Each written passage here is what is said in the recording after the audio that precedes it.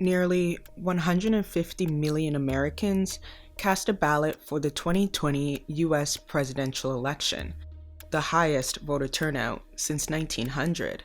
And when the polls closed on November 3rd, it took 4 days for Joe Biden to be named president-elect. While the election may seem, at times, an American affair, it can still have quite an impact on Canadians, specifically Black Canadians. What happens in America affects what happens in Canada for many reasons. Not only are we very connected just as human beings, but many of the same movements are in both places. We have all kinds of right-wing movements right here in Vancouver or Toronto or Montreal or New Brunswick, all over. Some estimate there are as many as 300 far-right extremist groups in Canada. And a study by British-based think tank Strategic Dialogue found that in Canada, there are 6,660 right-wing extremist social media channels. I think we can't underestimate the power of a presidency. And the presidency of the US is a powerful position that has implications for the rest of the world. Racism always existed. What Trump did when he came into power was to give permission for the very public displays of racism. President Donald Trump has called Black Lives Matter demonstrators terrorists.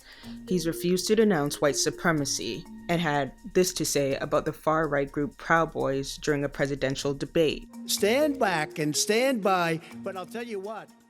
There could not be a Black person who's aware and conscious that would not be on edge in this election. We are Canadian and we have our own distinct identities, but Black people in the diaspora, whether we live in Ghana or whether we live in Jamaica, it means something to us. Just symbolically to see this person leave the White House. Another concern Black communities had on both sides of the border during this election was how the government was going to address anti-Black racism, specifically when it came to police brutality.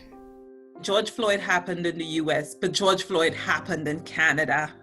We can't undermine what's happening in the US as something that will not affect Canada. So the election process then, there were two sides of this waiting with bated breaths, with a hope that something is going to change. And then on the flip side, waiting with a sense of horror and dread that we are going to get 4 more years of the same or 4 more years of something even worse than the 4 years before. With Biden set to become the 46th president of the United States, there's another win for Black Americans and Canadians alike, Kamala Harris. Not only was this a fight for presidency, this was a fight about a vice presidency. So it was this moment of hope, a signal for generations to come of possibilities. And I think that's what we were missing before.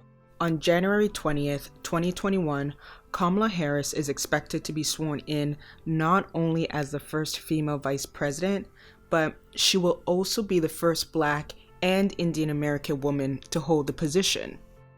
Annette Henry, who also holds an American citizenship, said she burst into tears when she heard the news.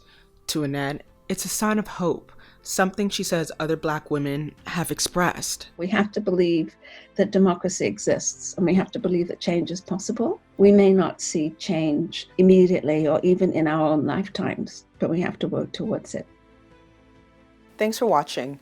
If you want to stay up to date on the latest breaking national and international news, be sure to subscribe to our channel, where we also dig into big issues around the world in our weekly series, Global News Explains.